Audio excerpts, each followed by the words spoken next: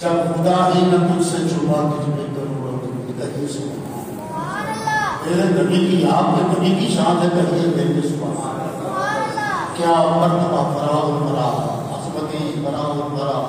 اسی لیے کہنے والے کہتے ہیں کہ حضور کی مرتبہ منصب و مقام اقبال و رفعت کی حقیقت کائنات میں کسی پر بھی نہیں کھلی.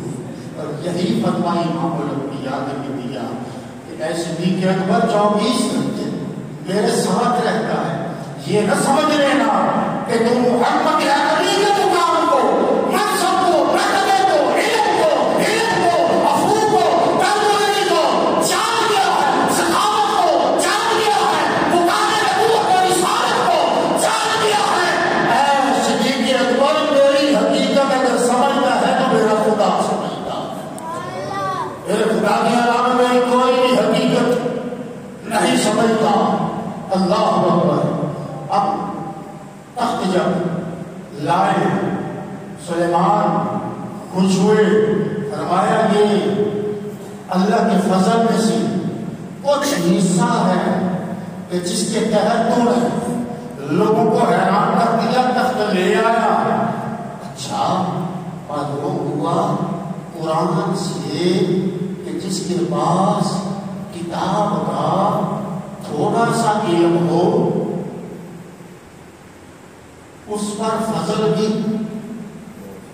تھوڑا سا ہے, اور اس کی طاقت آج تک زمانہ حیران ہے کہ تخت کیسے لے آیا تھا.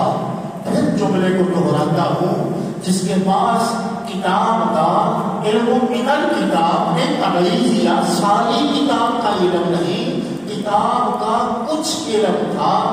اس نے جب یہ کام کیا تو اسے سند میں بھی باریاں شرف باریاں ملی کہ تو نے یہ عمل کیا ہے. آزا من فضل ربی, تیرے اوپر تیرے رب کا تھوڑا سا فضل ہے. وجہ کیا ہے کہ اس کتاب کا تھوڑا سا علم ہے.